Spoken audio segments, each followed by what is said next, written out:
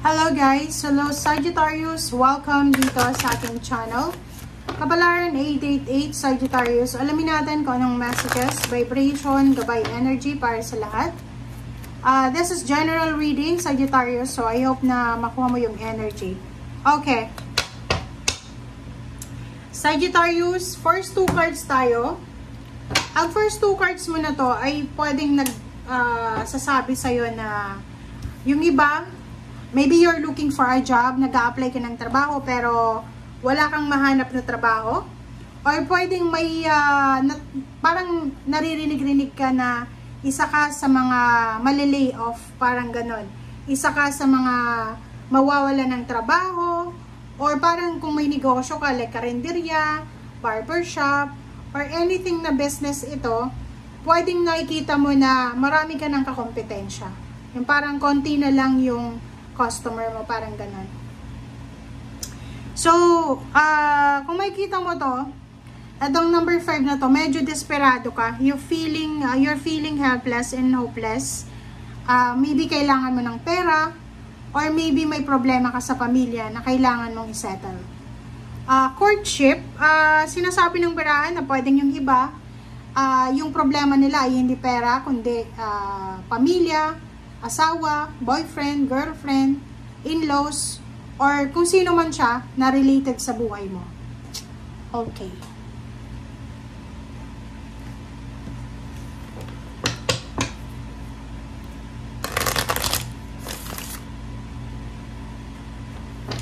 Okay, tingnan natin dito. Sagittarius, sorry. Ano ba ang second deck message para sa'yo?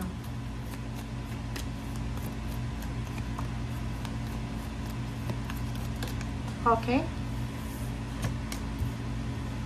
Oh, 'di ba? Dito nakikita mo na kinakailangan mo daw. Like dito, halimbawa, makatanggap ka ng message na nawala ng trabaho yung asawa mo, boyfriend, girlfriend, or maybe ikaw, pwedeng sinabihan ka na ng company na 1 week ka na lang magtatrabaho. Sinasabi ng moon energy dito na i-surrender mo na daw sa flow of life. Kumbaga, huwag na nating ilaban pa. Kung talagang sinabi na sa'yo na eto na ang final na result, so just go with the flow.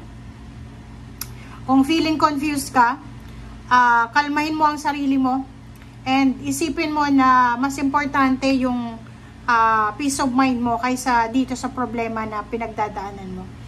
Shine from within. Dito sinasabi ng barahan na may mga bagay-bagay ka na kailangan tanggapin. Kaya nga, surrender to the flow of life and self-acceptance. Kumbaga, may mga gusto tayong mangyari sa buhay natin na hindi gusto ng universe para sa atin. Parang sinasabi dyan sa'yo ng barahan na hindi lahat ng nangyayari sa buhay natin o hindi lahat ng gusto natin ay mangyayari. Minsan, yung mga bagay-bagay na ayaw nating mangyari, yun yung nangyayari. Minsan, yung gusto natin, ang tagal dumating. 'Di ba? So, sinasabi ng barahan sa'yo dyan na i-surrender mo na lang. Just surrender it to the flow of life and go with the flow. Kung ano yung darating, yun na yun. Kung ano yung naandyan, yun na yun. Be thankful and grateful. Siguro, isipin mo na lang na hindi ito para sa'yo. Isipin mo na lang na ganyan talaga ang buhay. Ang buhay ng tao, weather-weather lang yan. Minsan masaya, minsan malungkot. Ganyan talaga ang buhay.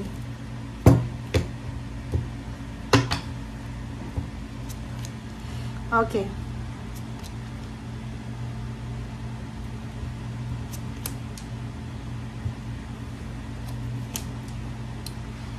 Okay, first 4 cards ka sa third deck.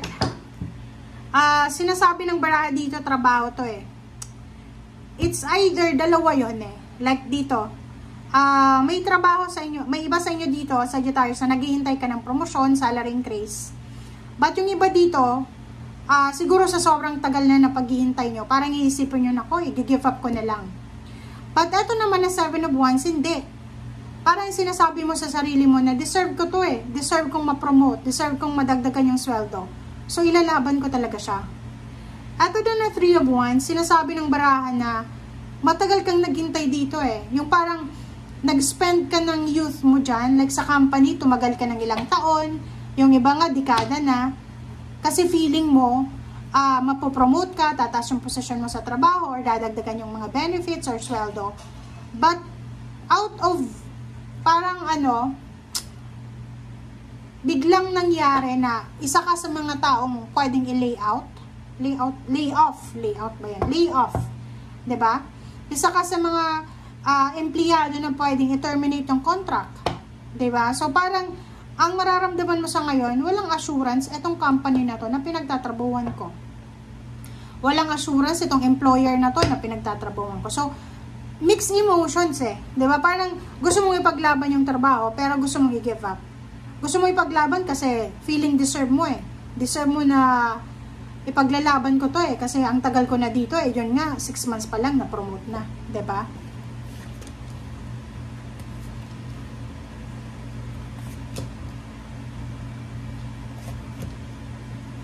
Okay. Oh, sorry. Sa ilalim mo dito is 8 of Pentacles. Trabaho talaga to. And 10 of Wands. Lumabas ka na daw dyan sa comfort zone mo. Ang sinasabi ng baraha, huwag mo na daw ipaglaban. Ano man yan na pinaglalaban mo, trabaho man yan, relationship, place of residence, o ano man yan na pinaglalaban mo, let go mo na daw. Kasi, meron ditong, kumbaga, hidden message ng universe para sa'yo. The more na ginaganon natin ang relationship, ang trabaho, the more yan ang aalpas, diba? So, just let go.